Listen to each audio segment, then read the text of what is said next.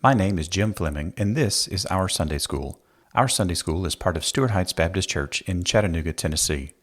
To prepare for this lesson, please go to OurSundaySchool.com for a copy of today's handout. Now, let's get to this week's lesson. Well, good morning, everybody, and welcome to our Sunday School. Happy New Year. Happy New Year. It is so far, so we'll go with that. So you have probably been in places where it took a long time to figure out what was going on. So think about the last time you went to a new church, and it took a couple of weeks to, like, who is that, and what do they believe, and are there snakes going to be coming out anywhere? I mean, just, like, where are we? You're awake now, right, Shanda? And snakes, yeah, there you go. But that is not how we roll. So today is Alignment Sunday. I want to make sure we are all clear on. Also, we don't roll with the snakes. So there will be no snakes, just in case you're wondering. If there are, I will be going out those doors right there. So FYI. But I typically teach this lesson once a year, and it's time for it again. So you should have a handout on your table, which is super unusual now. It didn't used to be unusual, but it's super unusual now. But you will find almost all of this information on the back side of our weekly update. So if we ever forget any of this or you need a refresher, there's a couple different places where it'll be, but we'll just jump right in with the first question. Why does our Sunday school exist? So why do we exist? Because it's an awesome thing to do at 9:07 in the morning on Sundays, right? Some of you are like, yeah, that's cool. I think it is. But our church has a purpose statement to experience, know, and enjoy God so we can make Him known with our words and our works. And our Sunday school purpose statement is the same thing, except for a little bit of grammatical tweaking. To experience, know, and enjoy God. Hey, I wrote a book, and I put the church's purpose statement in there, and my editor went, there's a cleaner way to say that. So I was like, okay, let's say it that way. To experience, know, and enjoy God so we can make Him known with our words and our works. And the idea here is that the reason we are aligned is that when things are out of alignment, you get friction.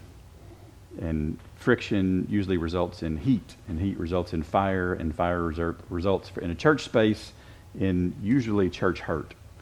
And that's a term I've heard the last couple of years. And I will tell you, for me, most of my church hurt has come from my either unclear and or unmet expectations of what somebody had for me or what I had for them. So today is about making sure we all understand what our roles are so that we can be clear on this is what we're going to do. And also, I want to make sure that we are ruthlessly aligned with what our church is doing, because this is not church. So we're all real clear, right? Like this, what we do in this room is not church. And we want to make sure that we are submitting to the authority of our elders and promoting the unity of our church, and those are really, really good things. So if I put it a different way, we're about growing our relationships with God. This is the experience, know, and enjoy God part, and with people, making Him known with our words and works.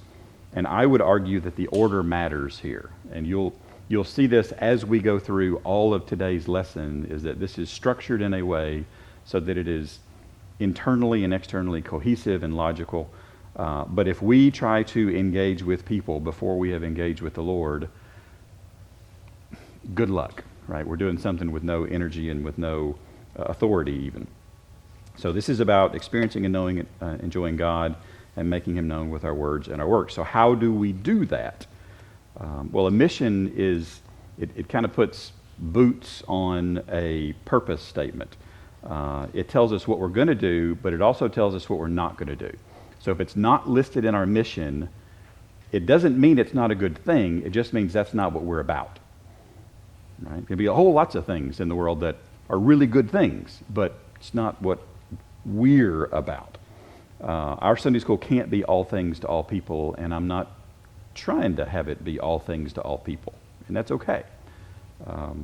But we have a very specific mission, and our mission is to grow our relationships with God and people using our heads, our hearts, and our hands. And we do this by providing a safe space. And then here we get to the tactical elements of our mission. So the very specific, tangible things that we're going to do. Studying the Bible. So if you've got a pen in your hand, circle the word Bible. Because that is what makes this different than going to a club somewhere and going to a event. Like, we are going to be about the Bible. We put the Bible first, not just because pedagogically that's where learning begins, but because that is what we are going to submit to. Whatever it says, that's what we're going to submit to. Whatever it teaches, that's what we're going to strive to do. But we study the Bible. And the reason so let me ask you this question. Why do we study the Bible? To know God, right. But why the Bible? It's God's Word. Why do we trust the Bible? Nice circular logic, yes. It's inerrant, yes. Why do we trust the Bible? It's always true. Great. Why do we trust the Bible?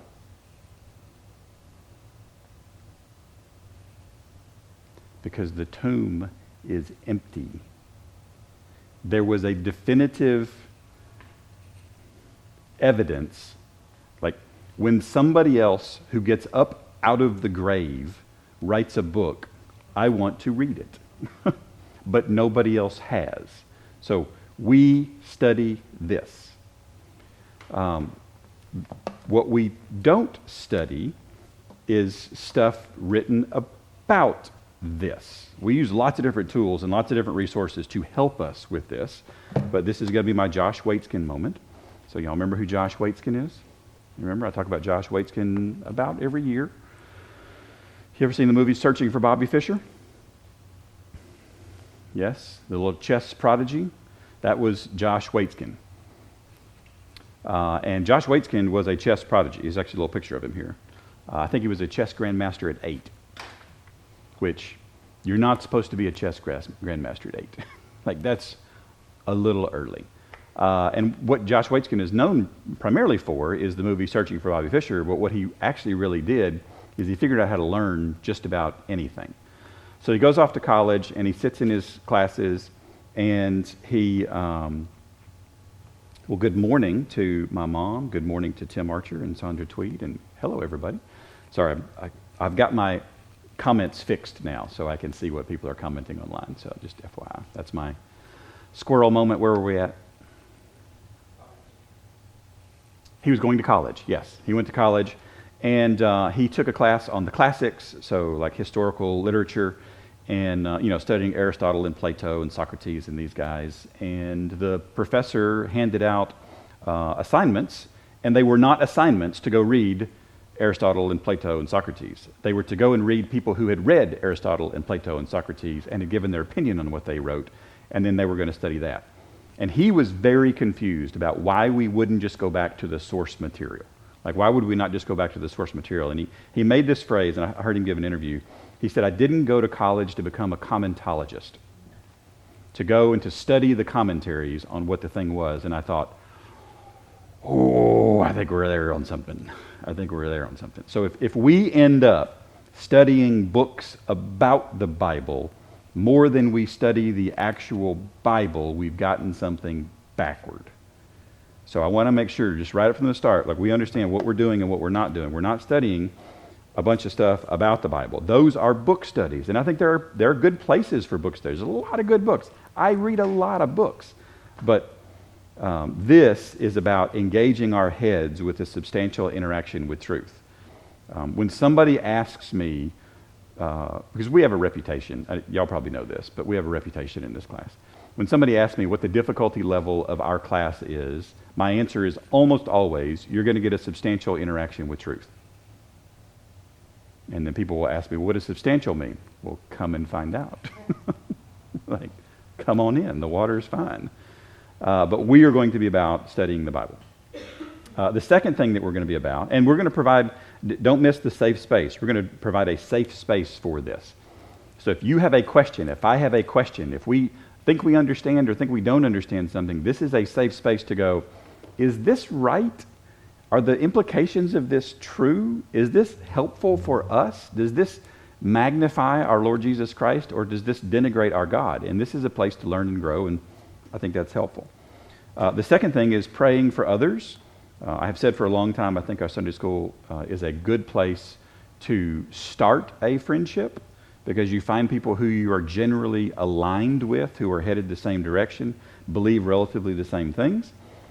So this is engaging our hearts with meaningful connection with others. And this is literally about hanging out at the end of class and listening to and praying for prayer requests. Like if I want to get to know you and love you, I want to hear what is on your heart and engage our God in that pursuit. And it is very difficult not to get to know somebody when you hear what is on their hearts. Like you will really understand somebody. So this is passion. This is orthopathy. This is the what's in your heart. And this is our goal, is to grow in lifelong connection. And then the third is serving others, so engaging our hands with ministry training. So we do this sometimes in here, and these are in order as well, but this is behavior and orthopraxy. So this is what we are physically doing, and our goal is to grow in lifelong service. So the order here, as well as the volume, matters. We can't love what we don't know. But the first bullet, you'll notice, this first number, helps with our relationship with God. And the second two help with our relationship with people. So they're very directly tied back to our purpose and our mission. And if you zoom out on these for just a minute, you'll notice the focus on the head, the heart, and the hands. And you may be way more passionate about one than the other two. If you had to guess, which one am I more passionate about? This is not going to be the shocker. Julie's like, the head. It's the head. Say the head. Yes, that's the head. And some of you are, but what are we going to do? Like somewhere right now, Dave Barber his dad's funeral was yesterday. It went well. They're traveling back today, so we'll be praying for them today. But somewhere right now on the road from Michigan to Tennessee, he's going, there's a disturbance in the force. Like somebody's talking about me here. Because Dave wants to know, that's awesome. But what are we going to go do? Like, how is this changing our behavior? And for me, I realized several years ago that I was leaving a big chunk of this out of my teaching. So that's why we added the application and personalization to the bottom of every single page in our handout. So it forces me to come to confront the thing that I am weakest in. So that's the reason that is there. It's actually not for y'all. It's for me to be a better teacher. So there you go. All right, so to summarize so far, we exist to experience, know, and enjoy God so we can make him known with our words and our works, by growing our relationships with God and people, by studying the Bible, praying for others, and serving others. Now, how many times have I said the word our so far? O-U-R. A lot. It's all over the place, because this is group work. Like, I don't know too many people who in college or in high school really enjoyed group assignments. And if you did, God love you and bless you, but man, oh man, I did not like group assignments in high school or college. So did anybody else not like group assignments in high school or college? Okay, so Zeke, you did? You loved it? Yeah. You know why? Because you like people. They got to do all the work. Okay. Zeke is the reason the rest of us hated group assignments. I didn't like group assignments because I didn't like how Joe did the assignment. And I was going to have to fix Joe's work. And I didn't like how Susan did her research because it was crappy. And I didn't like how, and I didn't like how, and I didn't like how, and I didn't like how. And yet Christianity is a group assignment, right? Our Sunday school is a group project. Our Sunday school is the opposite of what my friend John calls I, me, my, mine. I didn't like how is what we have so much denomination. That's exactly right. That's exactly right.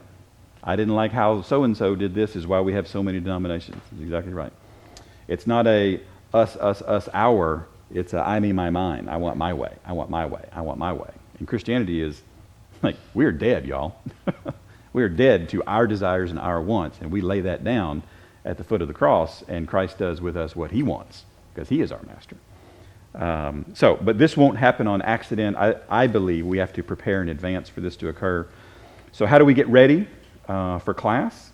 Is our primary engagement, was our preparation. We're ready to study with others by being rested and read up. Now, it is really hard to study the Bible when you are tired. I think it's hard to study anything when you're tired, but it's really hard to study the Bible. This is the most complicated book I have ever read in my entire life. There's nothing more difficult that I have ever engaged with than this book. And if I'm not ready to do it, it gets even more difficult. So I'll share in a bit how we always know where we are in any study and where we're going next, but we have to be ready. So number 2, we have to be ready to pray with others by leaning in an engagement. And this looks like praying during the prayer time and not leaving during the prayer time. And I think we have done a dramatically better job of this over the last year or two, really since the pandemic ended, than pre-pandemic. And I'll commend you guys on this. This is much, much better. And then number 3, we're ready to serve with others by being on time, having open eyes to needs, and open hands to work. So standing rule, and I don't say this often enough, but usually the first Sunday of the year, most of the people that we have are members. But standing rule in our class is that nobody sits alone. Okay? So if somebody, I did this one year, like 7 years ago, and I said, if somebody comes in right now, and somebody came in right then, so this is not stage, but if somebody comes in right now and sits at that back middle table all by themselves, here's what I need somebody to do. What do I need somebody to do? Get them, go sit with them. Yeah, you get them, go sit with them. Now, here's what I wouldn't need. Brian and Mitch are sitting at a table by themselves, right? I wouldn't need one of you to get up and get, like, then we've created the same problem. Like, no. At some table that has more than 2 people, somebody gets up and they go, and that's what we do. It's really, really simple. And then we here, I've said we an awful lot. We is anybody who wants to be a member, regardless of, you ready for the blank? Whatever you want to put in the blank. If you want to put gender, race, religion, perspective on Jesus. We have had numerous pagans be members of our Sunday school. Numerous. Which I think is the weirdest thing ever. But God works in really weird ways sometimes, and he draws people, and this is kind of what we do. So whatever the blank is, anybody and everybody is welcome. So if you're 6 or 96, I am not saying what Daryl says, okay? I think it is offensive. But we do not skip over any biblical text. Now, I will tell you, there's some stuff in Philemon about slavery that gets real raw and real straightforward. But our next book that we're going to, that I'll be announcing today, I'm very excited, there is some very explicit stuff in. So in my notes here, I have G to X. It's not on your handout, but what would G to X mean?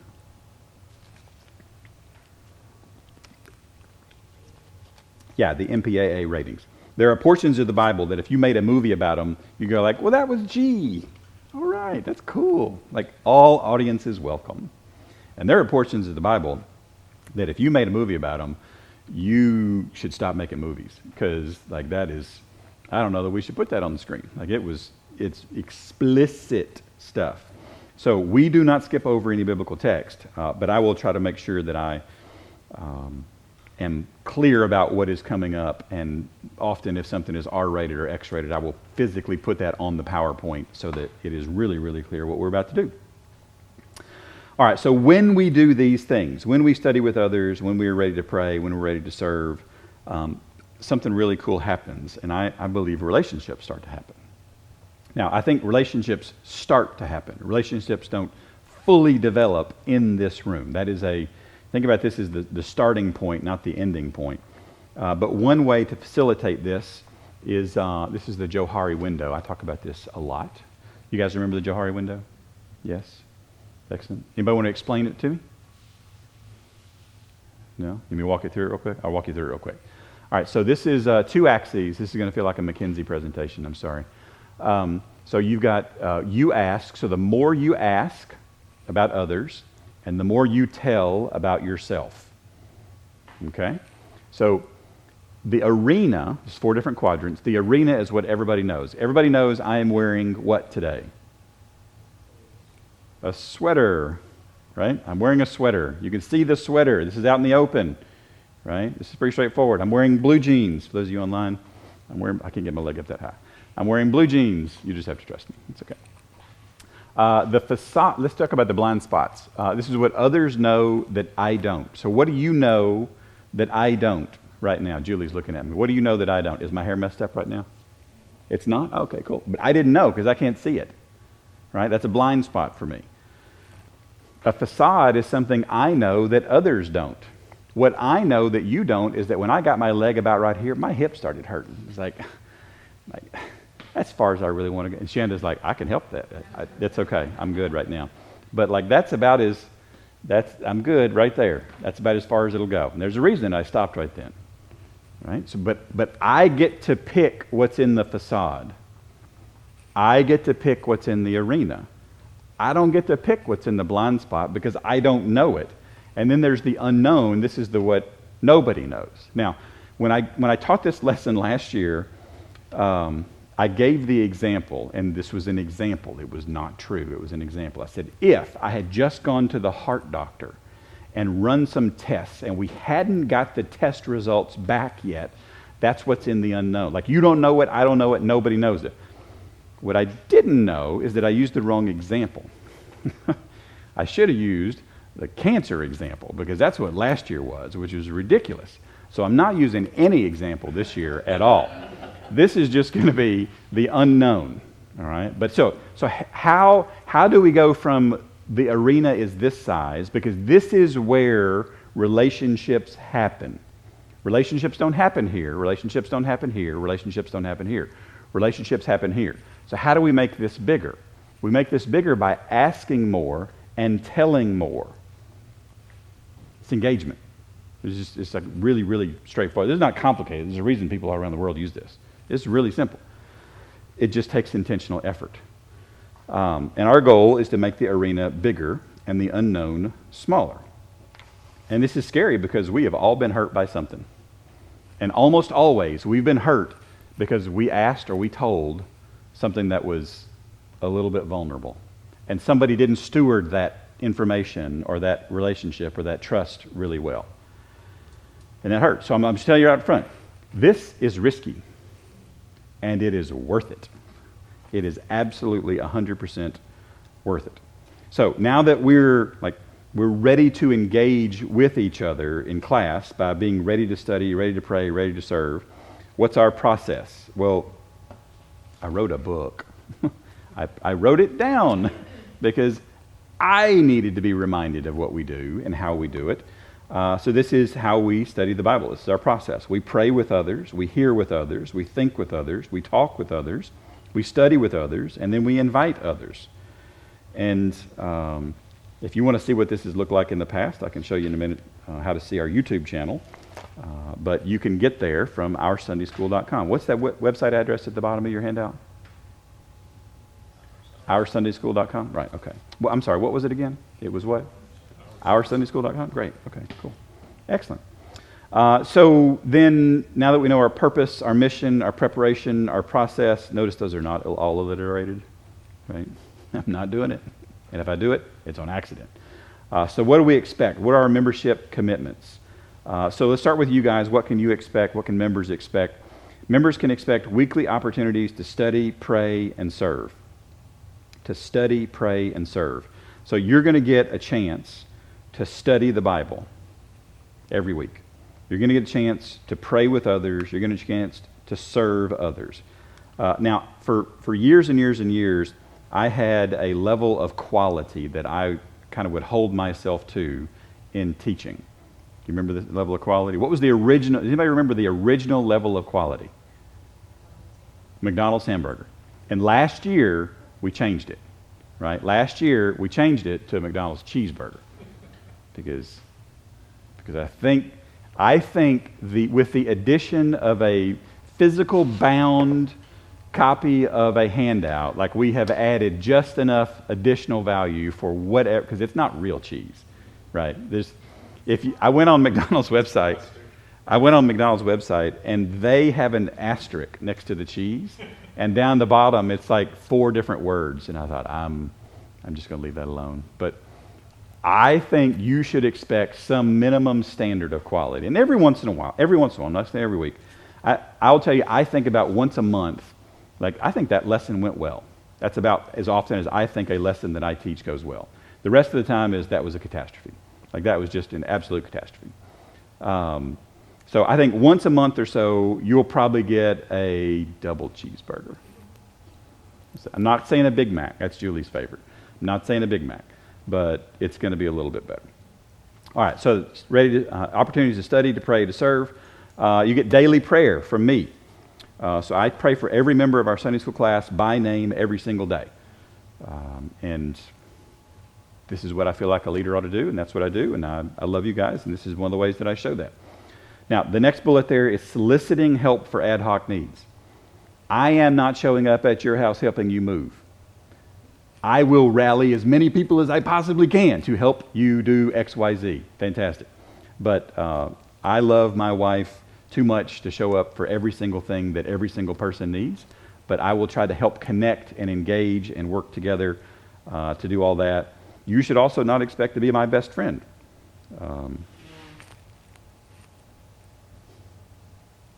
Sorry, like I only have so much time. And then you should also expect a physical handout. So members get a physical copy of our handouts, and visitors steal them.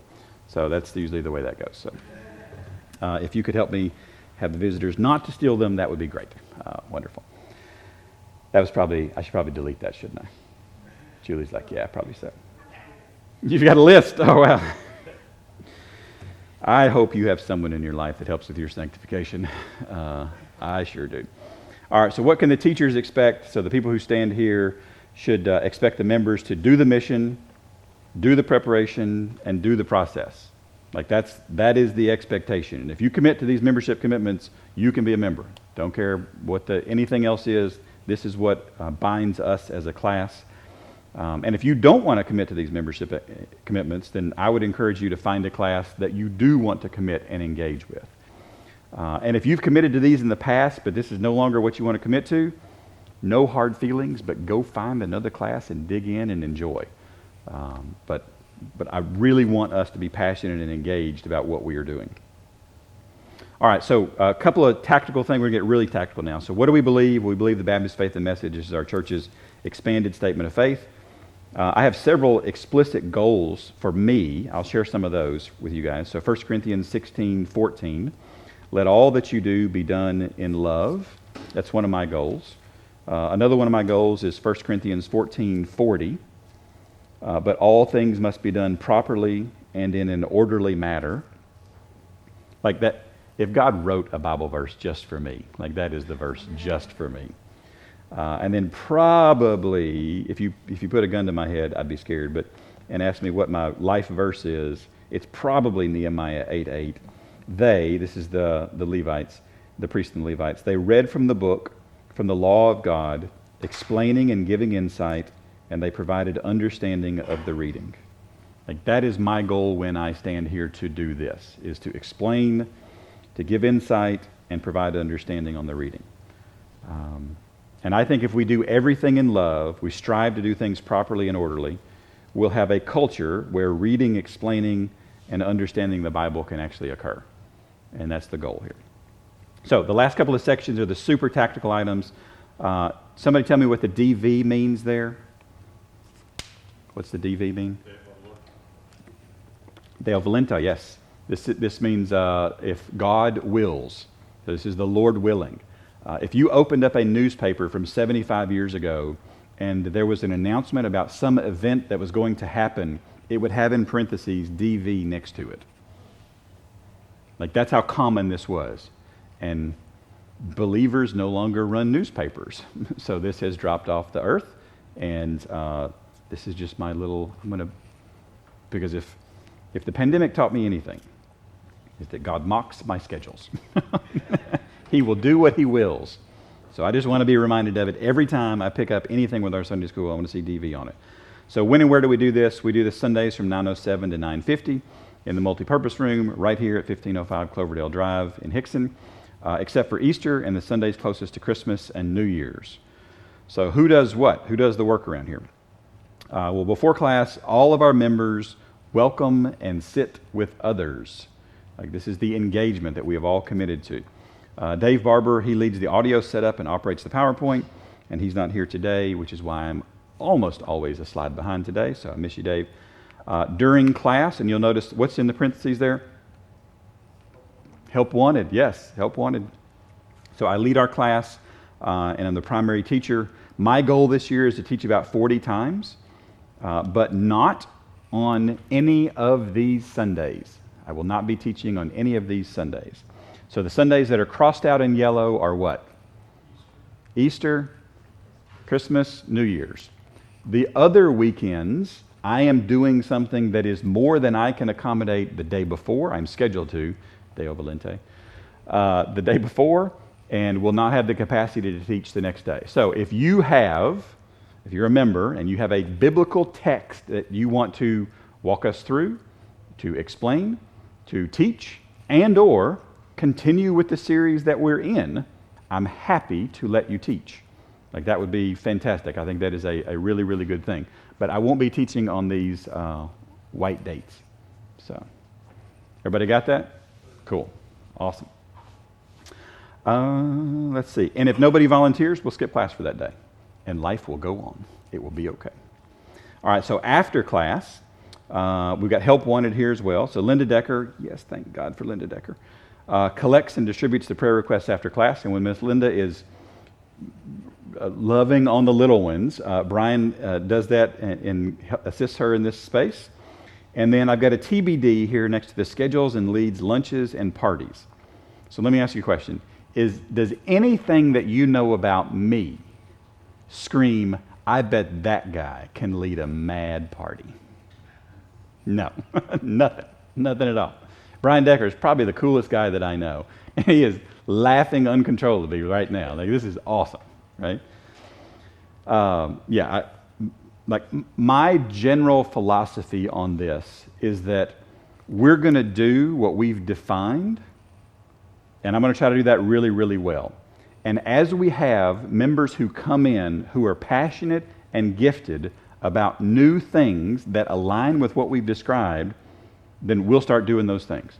But until we have somebody who's passionate and gifted about it, I really don't want to try to just, we should have this ministry because church down the road. No. Has God equipped and gifted us to do that? If he has, great. Let's engage in that. If he hasn't, let's not do that.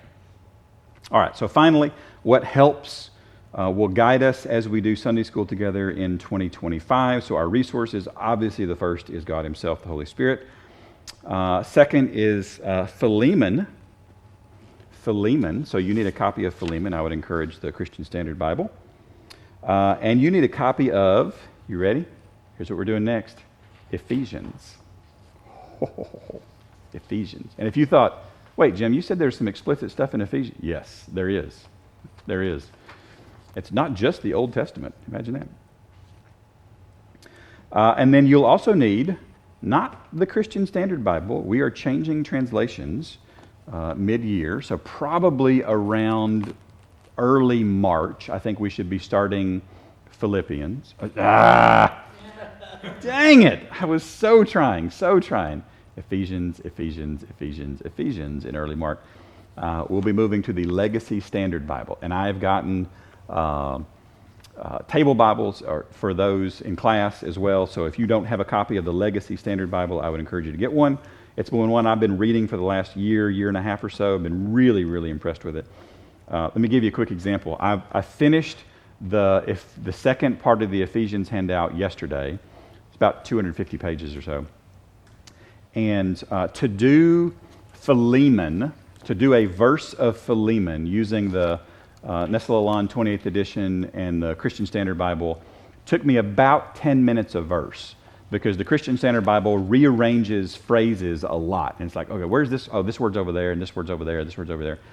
The Legacy Standard Bible took me right at 3 minutes a verse to do, because it is like, here's the Greek word, here's the English word, here's the Greek word, here's the English word, here's the Greek word, here's the English word. It's really, really clear. I would argue it's the best translation I've ever seen so far, and I'm very excited about us engaging with it. If you want to know a little bit more about it, I'll give you a 20-second synopsis. The New American Standard 1995 edition was a great translation of the Bible. That organization did a new version in 2020. It was not a good translation of the Bible. They took a totally different translation philosophy. It was not a helpful translation. John MacArthur's seminary bought the 1995 edition, basically the whole company, and their seminary updated it, and that's the Legacy Standard Bible. And it is quite good. It is quite good. So I'm very excited about that. So your first blank for number 2 is Ephesians. Your second blank is the Legacy Standard Bible. So we'll have Philemon, a word-by-word resource for our Sunday school, and Ephesians, a word-by-word resource for our Sunday school. And then the very last thing, which I will just do very quickly, is OurSundaySchool.com. So just give you a quick little demo. Julie's like, what? Do you have time for this? I think I do. Do I not have time for it? I don't have time for it? Are you sure? I don't know. What's that?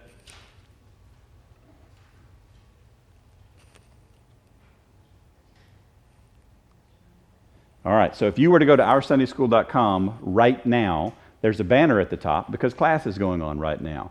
And it says Watch Now, because that link will take you to our page that this is being live streamed. That link will also tell you everything that we've done recently. So this is our most recent lesson back on December 15th. This is today's lesson, January 5th. You can go and see on the About page a little about our Sunday school class. You can see a picture of me when I was young and had very little gray hair. There's directions on how to get here. If you want to send somebody to our class, that's great. There's a listen tab, so you want to go back and listen to any one of our 642 episodes on our podcast. You can listen to those there. We've been doing this a minute, man. There's a contact page. So for our public Facebook page, our private Facebook page, you can go get a copy of the Red Book. You can purchase one. You click on the link here. I'll give you a free PDF of it. Download it, distribute it out. That's great. The study page, however, is the page that I think most people are interested in. On the right are all of our prior series. So there's 721 lessons worth of material out here. If you ever get asked, hey, I need to teach a class on XYZ, just head over here. I may have something already done and ready to go. So that's cool. On the left, it'll talk about our current series and our current schedule. Again, Lord willing, this is where we're at today. Next week, we'll be preparing for Philemon 1, 15 through 25, and then looking at these verses. You'll notice here, February 2nd is TBD. I don't know who's teaching. I don't know who's doing what, but it's not me. So if you're interested, let me know. Same thing for February 23rd. And then the last tab here up at the top is subscribe. All sorts of different things that you can subscribe to. You follow us on Facebook. We've got a YouTube channel. This is the coolest way to watch me get old. Like just go back 4 or 5 years and watch the videos. It's like, oh, he got really old really fast. That was great. If you want to subscribe to the podcast, you can do so on Apple Podcasts, Android, Audible, Amazon Music, Spotify. We now have an Instagram account. There you go. I take clips of this class and put them on Instagram and on Threads and all of the sorts of places. So just an FYI, lots and lots and lots and lots of things that we can do to engage, but these are things that I have built for the purpose of being able to engage with and share with others what we are doing. All right? Does that make sense? Awesome. The single best way to encourage me, if you care, is to say, hey, I saw this on the website. Oh, that's awesome. The single best way to discourage me is to walk in the door and go, what are we doing today?